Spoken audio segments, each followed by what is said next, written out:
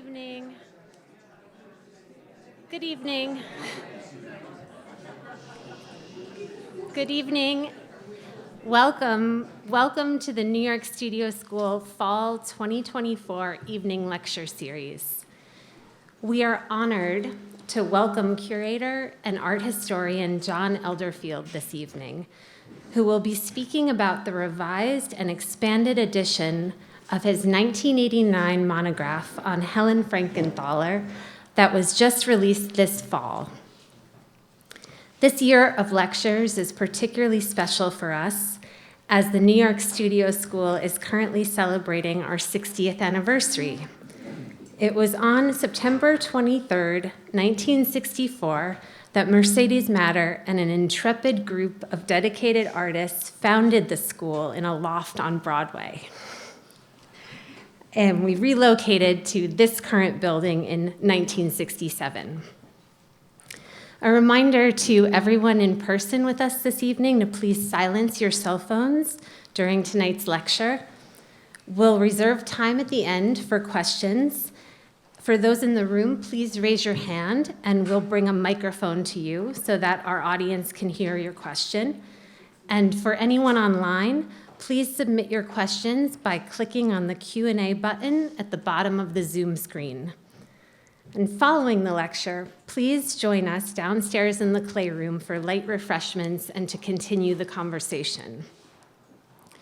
The New York Studio School is grateful to the following funders for their support of our evening lecture series: the National Endowment for the Arts, the New York State Council on the Arts, the New York City Department of Cultural Affairs in partnership with the City Council, the Robert Lehman Foundation, the Samuel H. Kress Foundation, and many generous individual contributors. Now, I'm delighted to introduce our guest.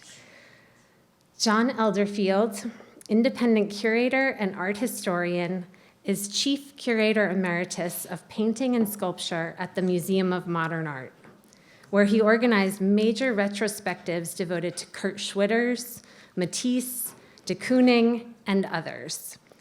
He has curated 2 Cézanne exhibitions for international museums, Helen Frankenthaler presentations for Gagosian, published on subjects ranging from Chardin to T.S. Eliot, and Walter de Maria's The Lightning Field to Jenny Saville.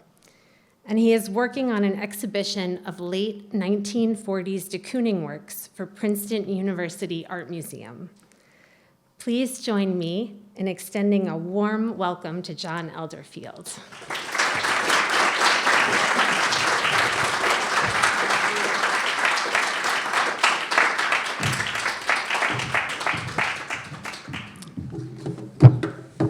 Thank you. I just have to figure out how to get this light to start and I'll be all right.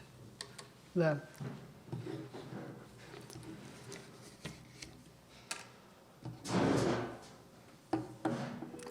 So, can you hear me all right? Yes. Good. So let me begin by saying I'm delighted to be back at the Studio School, for which painting is obviously one of its great priorities, to speak about my new monograph on a great painter and printmaker, Helen Frankenthaler. The book is a thorough, revised, and expansion of a book published first by Abrams in 1989, which had begun life as something much more modest. I first met Helen in 1976, short after the opening of my inaugural exhibition as a curator at the Museum of Modern Art, devoted to Henri Matisse, André Daran, and their Fauvis colleagues.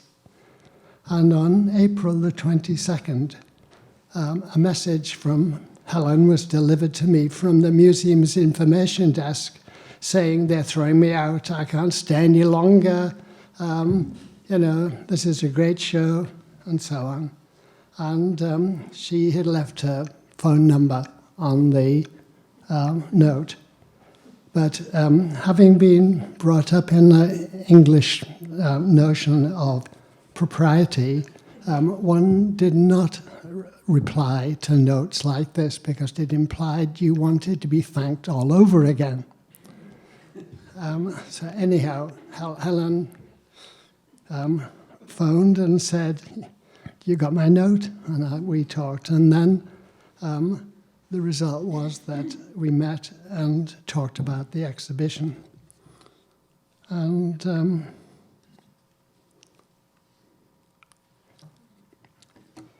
I wasn't familiar with her work, but I soon realized that the work she was doing recently had more in common to the Daran's in the Fauve show than the Matisse's on view, which she agreed were the greater, but their surfaces were more opaque and fragmented for her to emulate.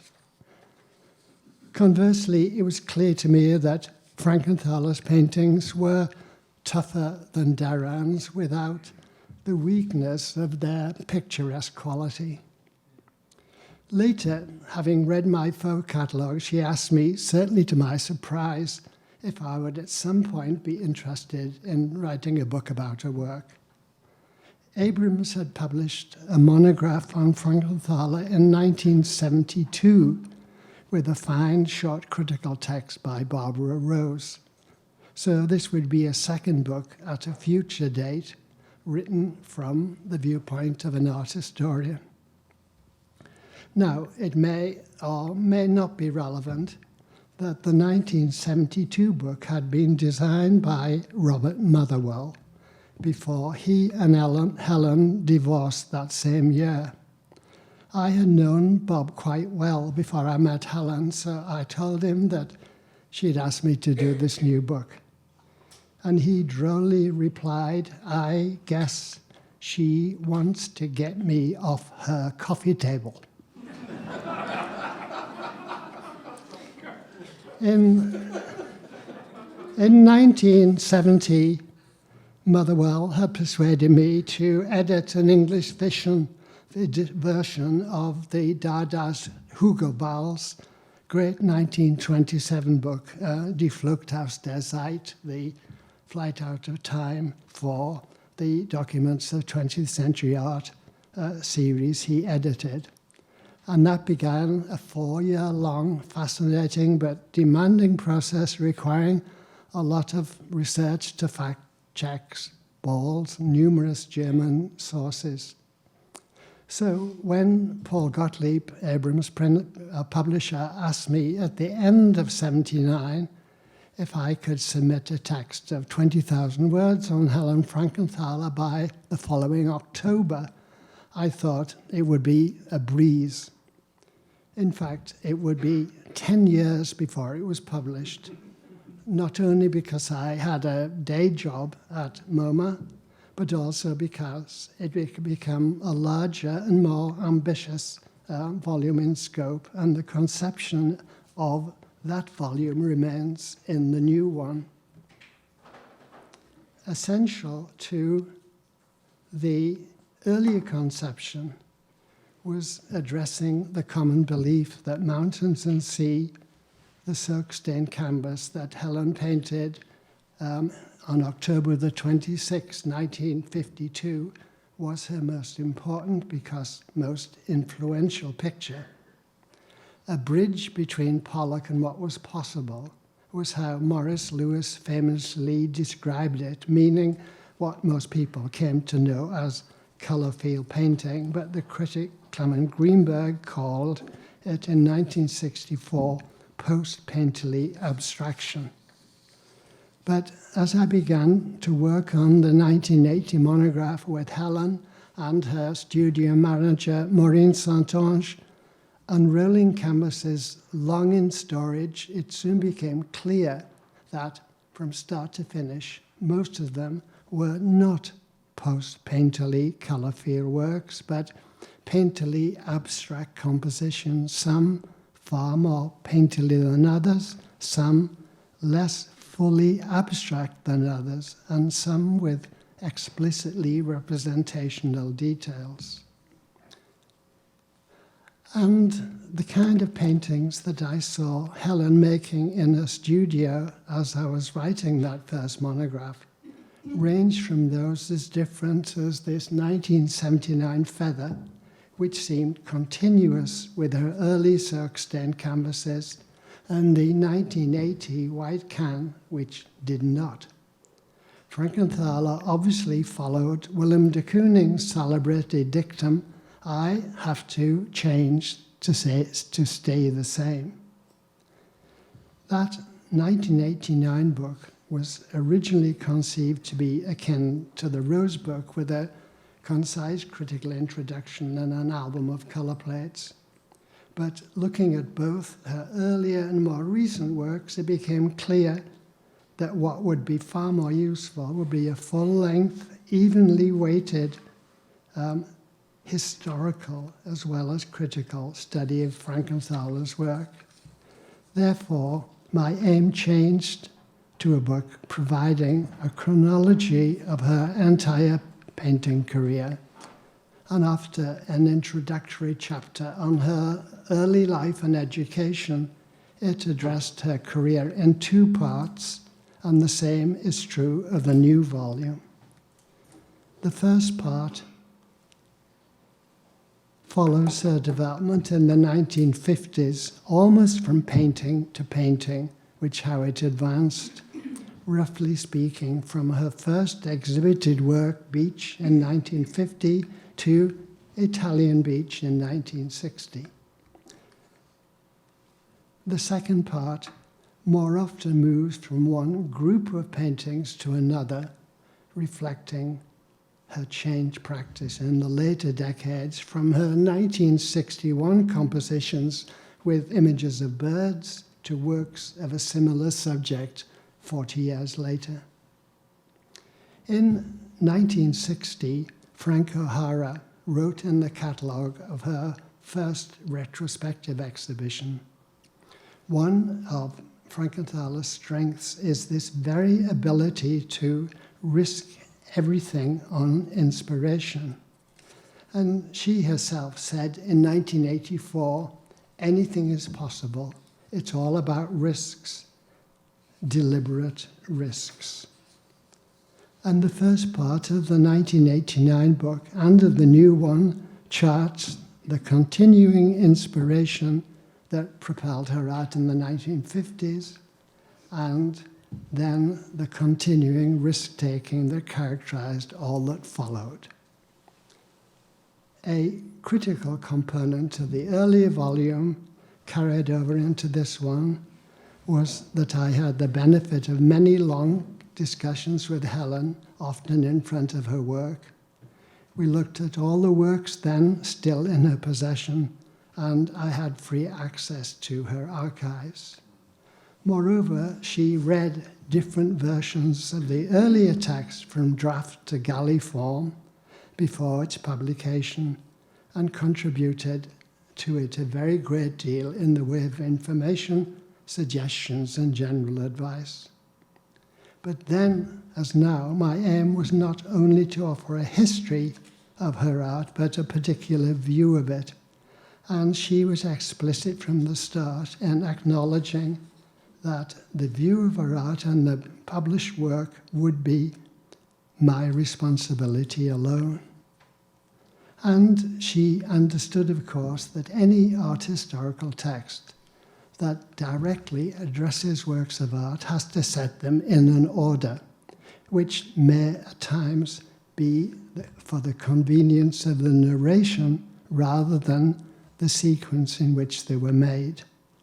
Also that while at times, especially in the 60s, she made runs of similar works, what I was writing did not imply conscious, deliberate planning on her part. And in fact, she wrote on the draft chapter of the 1989 volume that I'd shown her, is it too much like a novel? Meaning, she explained, not that it read like fiction, but that it described a long and complex sequence of events that are connected in ways that she was not necessarily aware as she was working. But I'm not going to attempt to summarize here the changes the new book describes in her 50-year career, Rather, I want to say something about its differences in content from the earlier book and about some important issues in a work not fully considered there. With respect to this current book's content, I've learned and seen more than I did 30 years ago, and especially so over the past decade. This came largely from curating, mainly with Lauren Mahoney, 5 small exhibitions of Helen's paintings with Gagosian and the Helen Frankenthaler Foundation. The result included adding examples of works previously unknown to me, including some painted before mountains and sea, like on the left, and others that showed Frankenthaler's turn away from soak-stained painting at the end of the 1950s. And of course, the new book needed a large final chapter that addressed her art between 1989 and 2004, when she made her final works. That justified deleting the illustration of weaker and less important works in the early volume to make space for adequate representation of her unexpected, extremely ambitious late paintings and groundbreaking prints, which she was continuing to make to the end. The view of her art reflected in the choice of illustrations for the original volume was the joint view of the 3 of us, Helen, Maureen, and me, responsible for choosing them. And we gave somewhat stronger emphasis to newer work over older work because it was not otherwise available in book form. That imbalance has been corrected in this edition, in part to find space for post-1988 works in the new final chapter.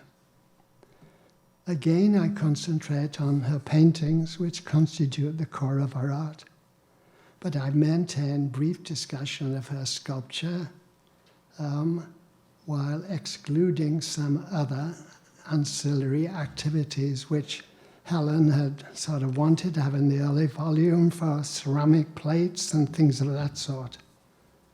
Although a number of separate publications do now exist on her paintings in paper, I make more mention of them than before, and this was especially necessary in the final chapter, which covers the years when working on paper rather than on canvas became central to her practice. More could be said about the difference between what it was like making very large works on large tables, no longer on the floor, owing to her difficulty in bending. She joked about this, saying, "I no longer stoop to conquer." But the means of her making had to be different, reaching across and around the painting surface, never able to kneel or step or lean onto it, may account for the tighter compositions with fewer, very long drawn poured lines than in earlier paintings. We shall look at some later. And not despite, but because there are now even more publications on her prints, I found myself impelled to say more about them in the new book. It's clear that she was a pioneer, especially in making woodcuts, and that printmaking was central to her identity as an artist. And there is still much more to be said on the reciprocal relationship of her paintings and prints. One example. I find it worthy of notice that in 1963, Frankenthaler rescued some overworked paintings by turning them over and seeing what she called a stained memory on the other side, including parallel lines recording the floorboards in which they had laid. These paintings were effectively monoprints on a wooden matrix. And it would be exactly a decade before she made her first woodcut, East and Beyond. To make it, she had to learn how to use a jigsaw to cut out the 8 mahogany blocks from which it was printed. So, an accidental discovery in a studio on the one hand, a long artisanal process on the other, and thereafter the advancements of her practice appears to have been aided by her periodically interrupting making paintings, which took only hours or days to complete, by making prints, some of which occupied her for months. There are other topics in addition to these which I raise in the book that I hope someone else will be interested to further pursue.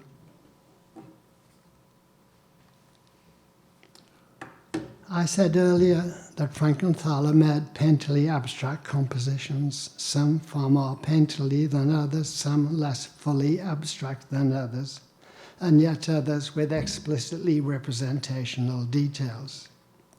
She is perhaps best known as an abstract painter from works like the thinly painted, non-referential Mauve District at the Museum of Modern Art, to the heavily painted, somewhat landscape-like Natural Answer a year later at the Art Gallery of Ontario. However, a case could be made that she was not mainly an abstract painter in the sense of making non-objective compositions, but one who made pictures with represented subjects which are represented with varying degrees of specificity at different points of her career. She recalled a children's puzzle like this one that involved looking for figures and animals hidden in a picture of what seemed to be a perfectly plain garden with a tree and lake. And at college in Bennington, she read William Empson's celebrated book, 7 Types of Ambiguity, which speaks of ambiguity not as vagueness, but as a vehicle of different types of illusion. And this is what she sought for her art from an early moment. In 1957, naming a painting with the title of Empson's book, the less easily found bird in the right margin is a reprise of Picasso's famous Dove piece of 1949, which was around the time that she had read Empson's book. The fox in the following year's Winter Hunt is more easily found, much more easily, in fact, than in Pollock's 1951 painting, of which she said, "I see a drawing of something like an animal or a fox in a wood in the center of it." I frankly can't see that in the Pollock. However, another 1958 painting, Hotel Cro-Magnon, differs in that the drawing simultaneously describes the famous bull at Lascaux and lays out the pictorial composition. And with few later exceptions, the drawing of a source, actual or imagined, and the drawing that composes the painting are as one.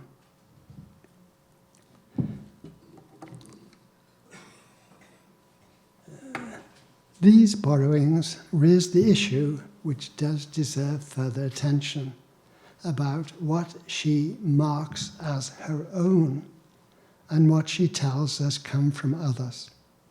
Beginning in a work like the 1951 Sightseers, in which she wrote her name. Can you see it in the middle, Helen?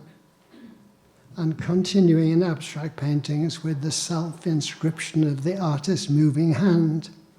The sense of her painting herself is echoed in some paraphrases of almost her paintings, including her first, the 1956 Venus and the Mirror, of which more later. Now, since copying remains a critical part of the studio school curriculum, I thought I should devote some time to Frankenthaler's references to works by other artists. Now, prior to painting Mountains and Sea, she had followed T.S. Eliot's famous admonition that since maturing consists largely of taking in and digesting various influences, a poet should submit himself to as many influences as possible. I don't know if this is a record, but within the space of about 2 years, Helen vorageously subjected herself to the stylistic influences of 9 artists: Matisse, Picasso, Braque, Kandinsky, Miro, Gorky, Gottlieb, de Kooning, and Pollock. I won't stop to look at them here. They are discussed in the monograph, but they borrow the styles of these artists rather than respond to specific works. Therefore, they are less revealing than the second group of borrowings. As Eliot pointed out, there is an essential difference between how a poet's ancestors assert their immortality in his work in the impressionable period when a poet is maturing and in the period of full maturity. In Frankenthaler's case, some 6 years after painting Mountains and Sea, she began to look for ancestors no longer among modern and contemporary painters, but in works of the artist to be found in museums. And it may not be accidental that this coincided with the beginning of her full maturity as a painter. She regularly visited museums in Europe as well as in the United States, and from the date of her first European trip after painting Mountains and Sea, she was wondering what the past could teach her, even if, as she put it, the real stuff is going on in New York. I write in the new book how in the years 1954 to 56, she turned her back on soak-stained painting to make more conventionally abstract expressionist, heavily impastored works. Is it a coincidence then that she made 4 other paraphrases of great European paintings in the latter part of the decade, even as she was returning to soak-stained painting to make a great run of them through the rest of the decade? And one of them is based on Titian's Rape of Europa, in which we can see the figure of Europa, her body taking the red of her cloak, the bull beside her with an enlarged eye. For any painting with a recognizable external subject, we reasonably ask ourselves where the artist stands in relationship to her material. With works of paraphrase, we cannot but ask where the artist stands in relation to the culture of representation to which they belong. In any event, after the 1950s, her paraphrases of early paintings stop, not to begin again until the mid-70s. In this case, we may surmise that her having pushed abstraction to great non-referential simplification by the end of the 1960s led her to want to re-engage with her roots. She began this in 1971 by alluding to an earlier Matisse without referring to a particular Matisse painting. But 2 years later, she returned to paraphrase in the context of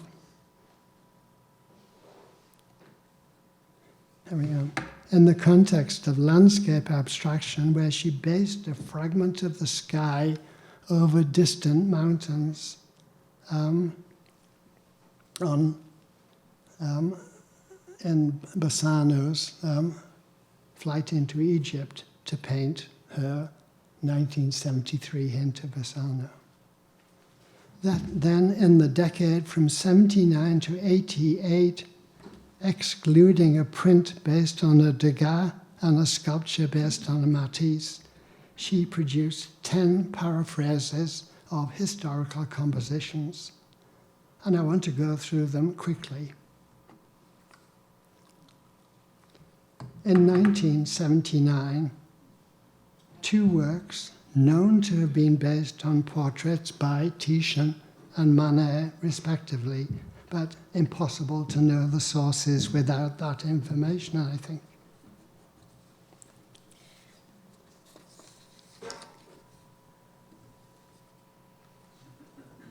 Two horizontals.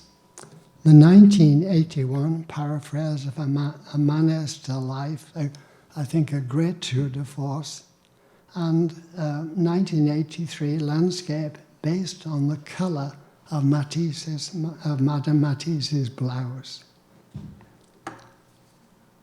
In 1980 and 81, 2 more portraits based on Dutch and Spanish 17th century works by Rembrandt and Zurbarán, respectively.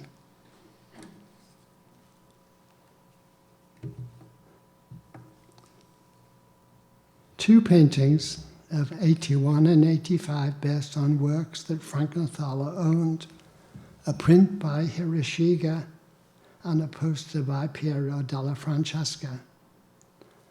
In case you're wondering, I did ask Helen whether the big blobs at the bottom of the Hiroshige copy were based on the horse's hoofs or what was beneath them, and she just laughed.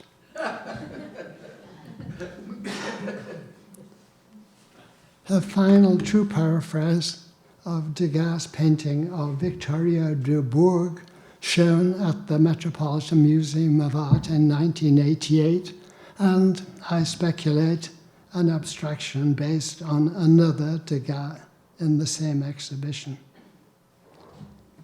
Now, I find it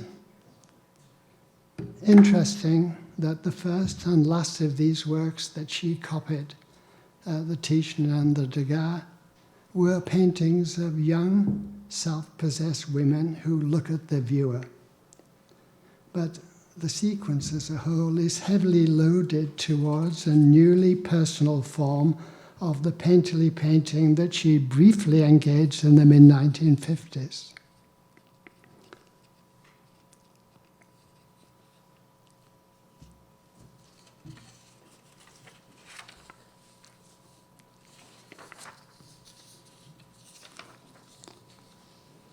Shortly before Frankenthaler met Clement Greenberg, he had published a 1948 essay called The Necessity of the Old Masters, and in the year they met, 1950, one called The Venetian Line.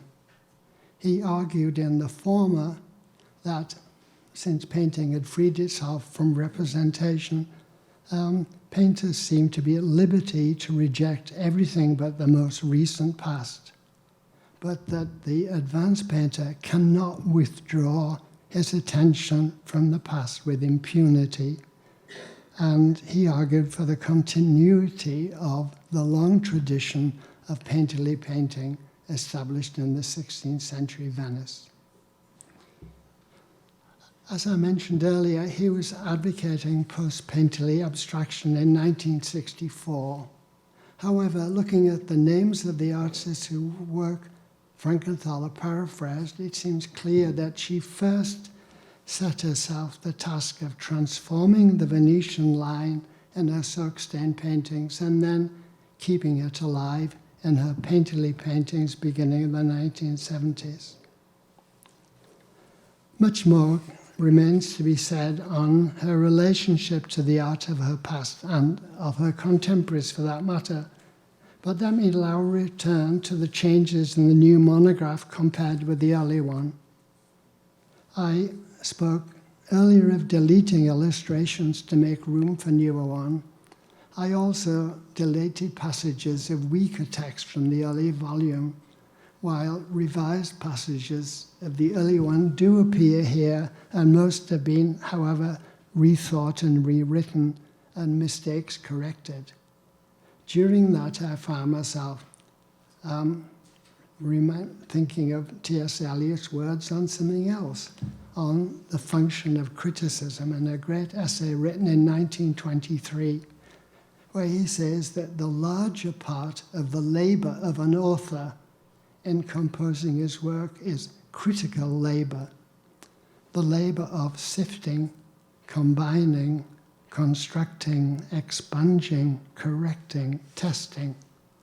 This frightful toll employed by a strained and skilled writer on his own work is the most vital, the highest kind of criticism. I don't know about the highest, but I know I'm a better writer than I was 30 years ago. And I've had this time around the great benefit of the careful attention to chapter by chapter as it was written, fact-checking at the Helen Frankenthaler Foundation by Maureen Santonge and Sarah Haug, its archivist, and detailed examination of the text by my always first reader, my wife, Jean Collins, then by my longtime friend and frequent editor, David Frankel. I was also better informed than I was earlier. There were not then the number of archival sources on which I've been able to draw, thanks to the enormous help of the archives of the Frankenthaler Foundation, Helen's letters to friends, reports of those who knew her, reviews of exhibitions, and so on. Of the many changes of what I'd written in the earlier book, let me mention only two, an addition and a correction. One trove of material was the journal kept by the writer and close observer of art world events, B.H. Friedman. From it, I was able to add a curious incident that he recorded as taking place on Valentine's Day in 1961, when he and his wife, Abby, accompanied the Motherwells, that's to say Helen and Bob, to a fancy restaurant for dinner. Returning, Helen said she had little presents for them. Abby's was a small aluminum disc, like those on which children stamped their names. It read, "Stop Abstract Expressionism." His said on one side, "Accepted," and on the other side, "Rejected." This strange act on Helen's part may well have been motivated by how the triumvirate of second-generation abstract expressionism had just come to an end, with Grace Hartigan moving to Baltimore and Joan Mitchell moving to Paris. Helen's first retrospective at the Jewish Museum in 1960 had been its final public event. But first-generation ABEX was also on the brink of being, if not stopped, then pushed into the past. In 1962, Greenberg published an essay titled After Abstract Expressionism. Simultaneously, de Kooning's gallery, Janus, presented an exhibition called New Realists, with works on comestible subjects by Klaus Oldenburg, Roy Lichtenstein, Andy Warhol, and others. Although pilloried by Time magazine as the slice of cake school, it was widely understood to represent the launching of pop art. One correction that I made in the new monograph was a mistake I had made twice with respect to Helen's first paraphrase, Venus with a Mirror. In the 1989 monograph, I wrote that Helen had based it upon Rubens' portrait of his wife, Hélène Fourmont, in his Venus in Front of a Mirror of circa 1615 at Munich. Helen reviewed my text prior to publication and did not change this attribution. So I repeated this statement in the catalogue of the Gagosian 2013 exhibition of Helen's works of the 1950s, except I located the Rubens painting in Vienna, where it actually is. It was only while preparing the new monograph that I learned that Helen had told an interviewer in 1966 that the painting was actually based upon Titian's painting of the same subject at the National Gallery of Art in Washington, D.C. Still, since she had not changed my reference from Rubens to Titian, I frankly remained unsure on which artist it was based. You know, famous Bob Dylan statement, "Take what you have gathered from coincidence." The association of Hélène Fourmont and Helen Frankenthaler seemed just too good to give up. What pushed me to Titian was editor David Frankel saying my statement that Rubens portrayed his wife, Hélène Fourmont, as Venus in a painting of 1615 would have required extraordinary prescience on the artist's part, since Hélène was born only the previous year. There were many other additions and corrections which allowed me to say more about the critical climate in which she worked and the artists in which she was interested. I thought at times of Alfred Barr's unmatched 1951 book, Matisse's Art in His Public, and realized that I too was writing a history of an artist's critical appreciation along with the art itself. Doing so, I had to consider the two conditions of the agreement that Helen and I made and that I'd kept in writing the earlier volume. First, that it would be about her art and not her life. Second, that it would not address her status as a woman artist. In writing the new volume, I found myself having to break these two conditions, since her lifestyle and her gender have been invoked by others in the negative appreciation of her art. The first was diminution of her work owing to her privileged Park Avenue upbringing. She was not a downtown left-wing artist, but an upper side conservative and looked at. "My life is square and bourgeois," she told an interviewer. And just like artists from Paul Cézanne to Florine Stadtheimer, she enjoyed the detachment provided by wealth to make what she wanted to make, to travel where she wanted to travel, and to do pretty much what she wanted to do, except be too long away from her studio.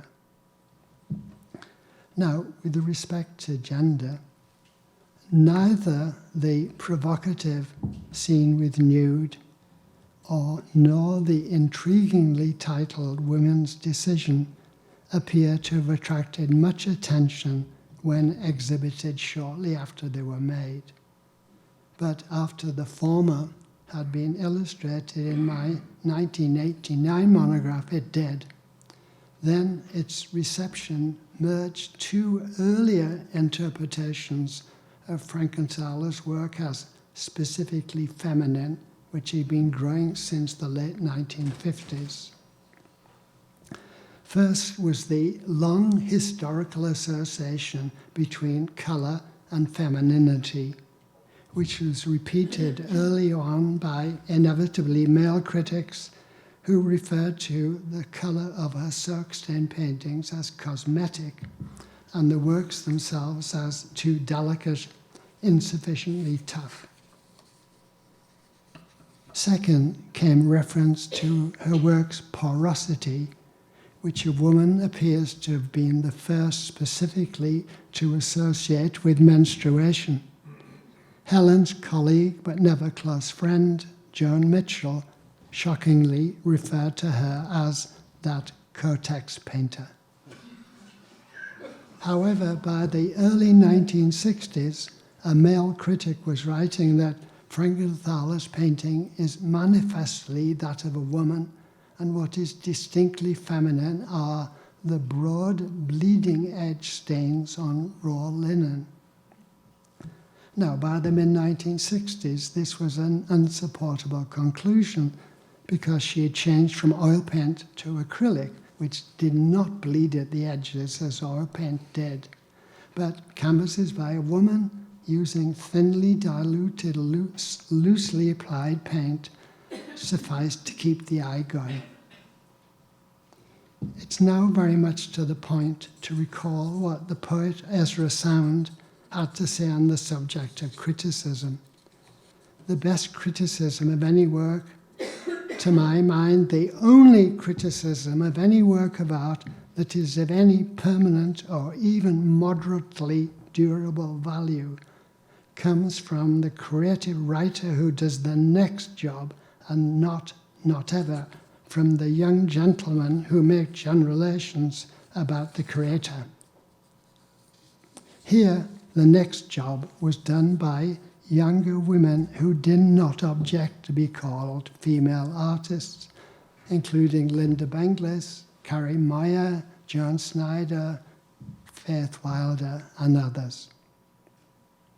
While discussion of these subjects and others has made the new monograph much larger than the previous one, I hope it will enlarge the discussion of Frankenthaler's work to other topics. And of course, I hope we won't have to wait too long for a catalogue raisonné, but what I look forward to most is a new retrospective. Frankenthaler's last retrospective, not curated by me, was shown at the Museum of Modern Art in 1989, when my long-delayed first monograph was also published.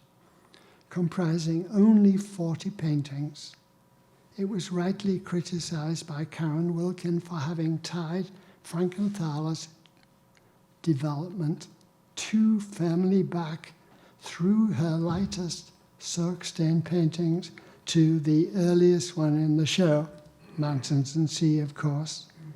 And as Wilkin pointed out, with the single exception of the final work, Casanova, none of the rough, less manicured paintings were shown.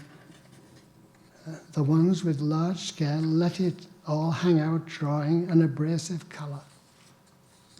Unsurprisingly then, a good number of other critics spoke of the retrospective as showing her work to be too lyrical, too beautiful, owing to her supposed continuing loyalty to Greenbergian post-painterly colour field painting.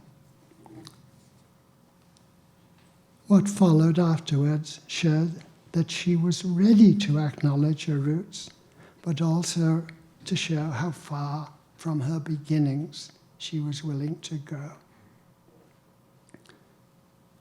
Let me finally say that in the 1989 book, I did not make judgments of importance compared to that of other artists, and I don't do so in the new one. But I think we can legitimately ask ourselves how many American artists of the second half of the 20th century made continually changing painterly abstract compositions over 50-year careers. And maybe I've missed somebody, but I can count only two, Willem de Kooning and Helen Frankenthaler. De Kooning's elevated status has long been recognized. I look forward to the new Frankenthaler retrospective to see the results of a very different but equally compelling pictorial imagination laid out on gallery walls rather than in the illustrations of a book. So thank you. I will try and answer questions.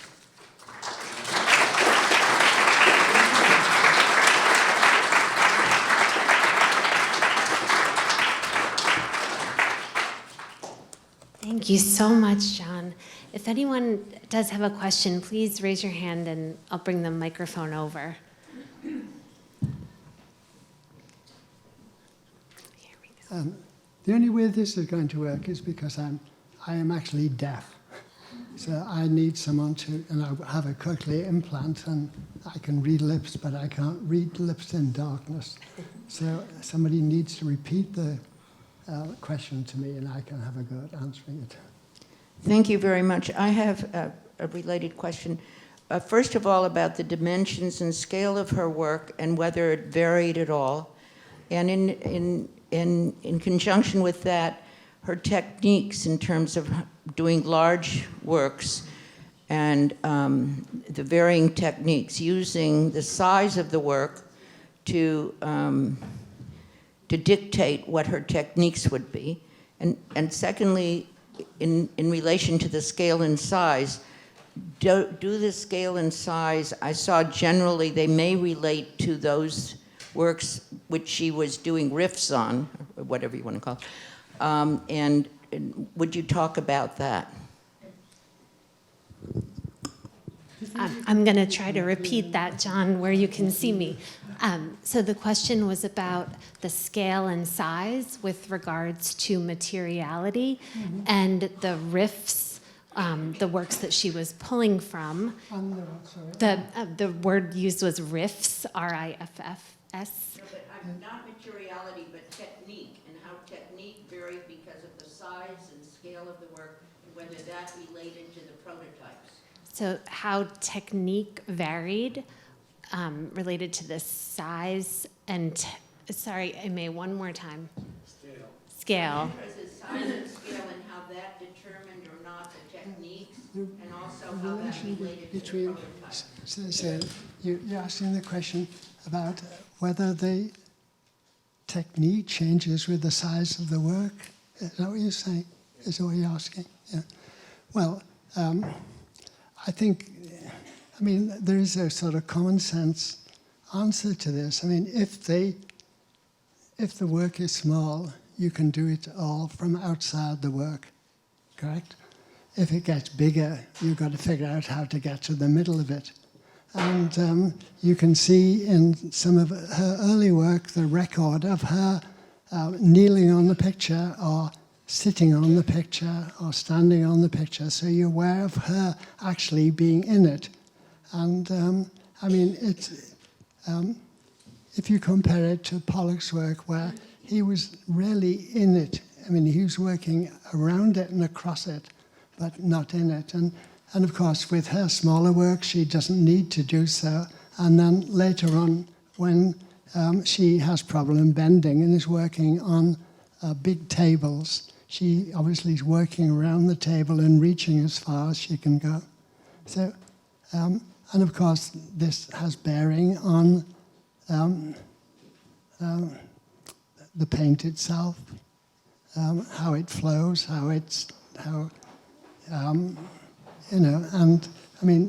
there are works, clearly, works which didn't happen in the way she wanted them to and were simply discarded. So I don't know if that's answering quite what you're asking. Other questions?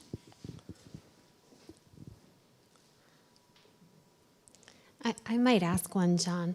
You mentioned the text, I believe, by Emerson. I'm sorry, mention. The text that she was intrigued by that spoke about ambiguity as a vehicle. And I've not heard ambiguity discussed as a vehicle. And I was wondering if you could maybe expand upon that with regards. Well, it's one fascinating and influential part of Frankenthaler's upbringing. It was that she managed to go to schools where there were great teachers. And it began when she was in high school, where a great Mexican artist taught there. But I think it was at Bennington, where there were great teachers there, like Edmund Burke, who was there, and they all read literary criticism. And Emerson was certainly one of them. And, that great book, it is called 7 Kinds of Ambiguity, and he goes through different kinds. and some of them are, I mean, it's all to do with language. But for example, in Latin, altus means high and it means deep. So you can use it and you can actually use the ambiguity in composing. And I think, Helen could think about the same things in terms of mark making and how really, and one contemporary artist who talks a lot about this is Cecily Brown, who effectively says that if you work with cursive marks, it will be representational.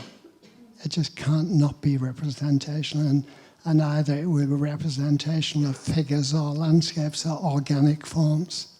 And the only way to avoid it doing that is to work with geometry. So that, but if you're working with cursive forms, they will make allusions. And at times there will be allusions which the artist didn't think of. And you look at some of these works and you think, is this, what is that there? And one understands that the artist doesn't necessarily have full control of all of these things. Thank you. Yeah.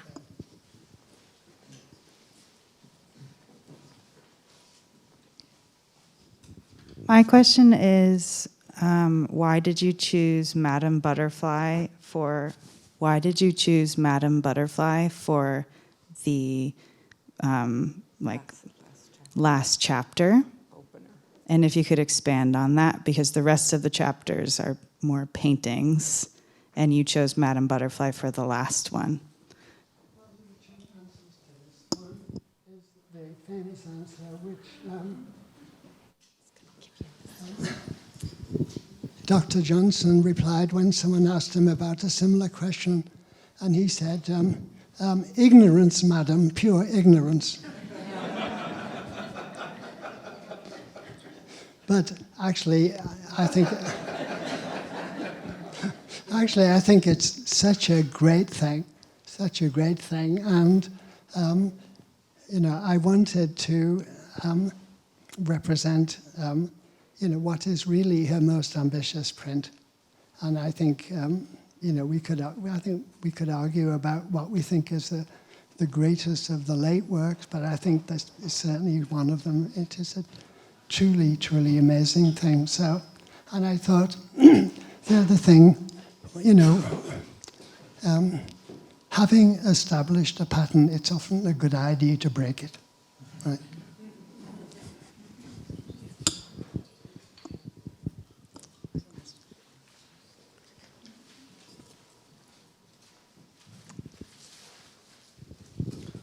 Hi, thank you for the great presentation. I was wondering what it was like for you to revisit your writing after so many years.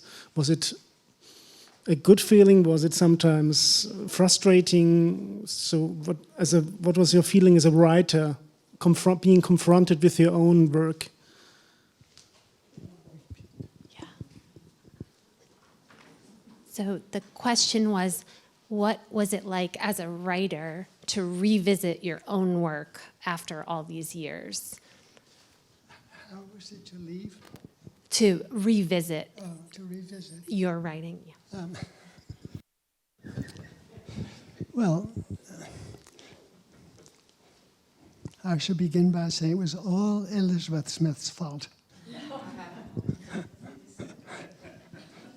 That it began by Elizabeth saying, how about writing a chapter dealing with the late work which you can add on to the previous one?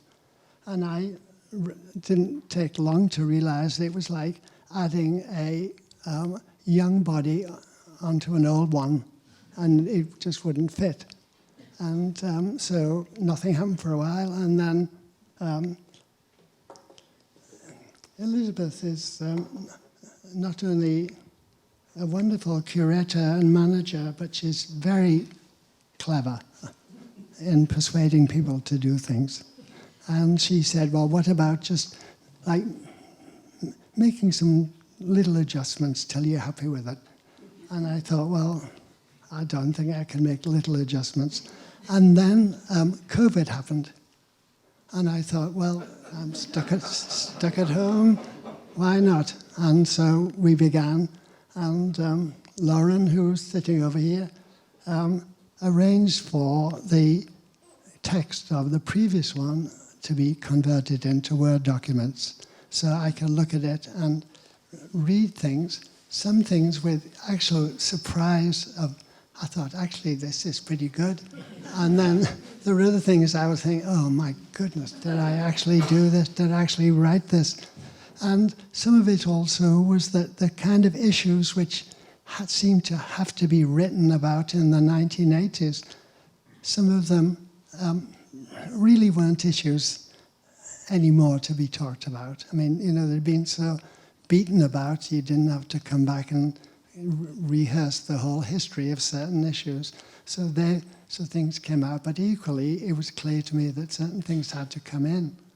And, you know, I tend to work in chunks of time, and since, I mean, there were, I'm trying to remember, in the early one, there was an introduction and 6 chapters.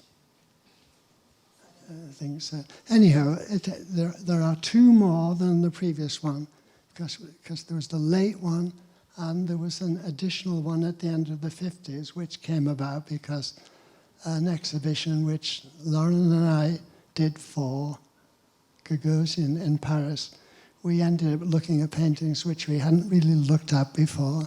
And I don't understand, Maureen doesn't really understand why we never actually looked at those back then. Maybe Helen wasn't, I don't know. But anyhow, so we needed to add something about those. So there was sort of new things which had to be talked about, and then things which were very familiar. And then the question was, do you just leave it alone, or do you try to, you know, and I mean, if this were written from scratch, it would be different, of course. But I certainly wouldn't have taken on such a huge task from scratch.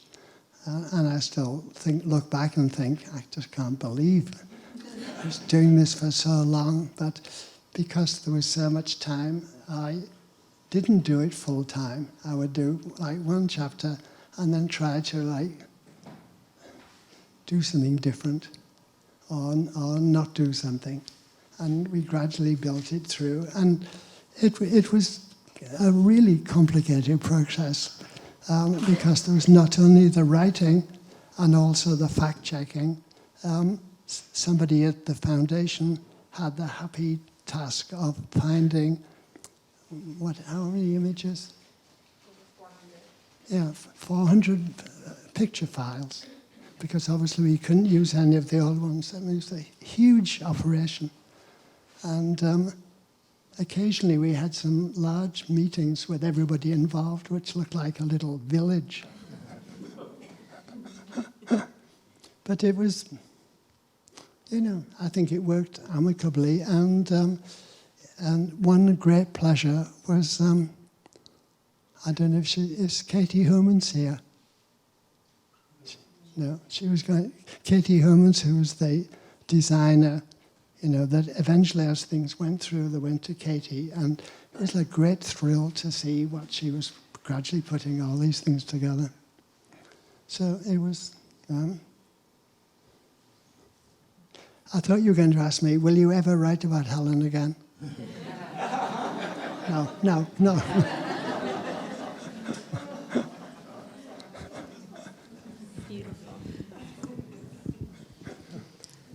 Any final question? Okay, one more.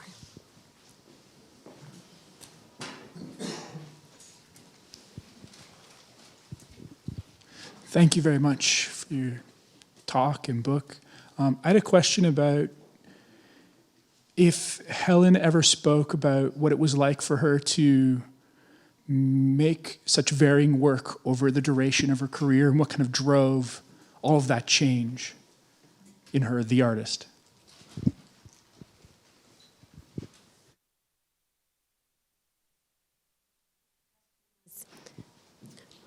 What drove all of the change over? Did you get it? What drove her change? All the change over her very long. Well, I think there could be lots of answers to that. I mean, some people would want to attribute it to some aspect of her personality, who was always wanting to have something new, but I don't think that quite gets us there. The other, I think, is that, she was someone who was working by impulse, by inspiration, and constantly just felt she wanted to try new things all the time. And as Maury knows, some of them didn't work out very well. And I mean, I know I was present at some studio viewings where Helen had things, and it was like,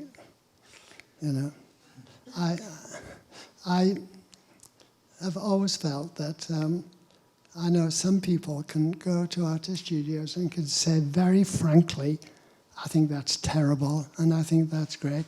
I've always felt that, it's, the best response is to try to understand which things you feel are the most promising, and then talk about how these things relate to other things.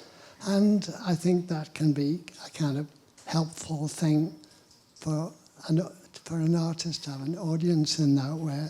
And Helen did welcome people in the studio, but obviously made her own decisions. And so, Maureen Duartel, like Clem Greenberg, maybe I should get away with this. I was there on one occasion, and when I got there, Greenberg was there talking to her about her paintings, and Helen said, "Come along." And I said, I don't really want to be part of this conversation. I'll just sit here and have a glass of wine. And while you finished, so they are talking together. And, Clem had been her romantic partner for 5 years, and then they became friends again. And I think she did appreciate his responses. But at times he became so kind of demanding and at times destructive in things he would say. And in this case, I think she was actually going through a difficult patch. And he would say, "Oh, Helen, no, you should have chopped that bit off there." It's really, he was in his sort of cropping mode. And then you could see Helen gradually just like boiling up a little bit.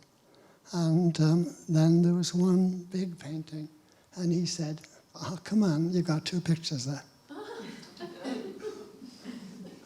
At which point, she turned and said, "Clement."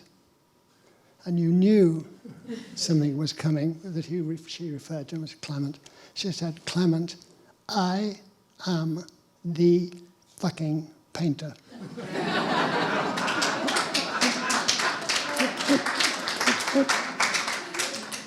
So that was Helen.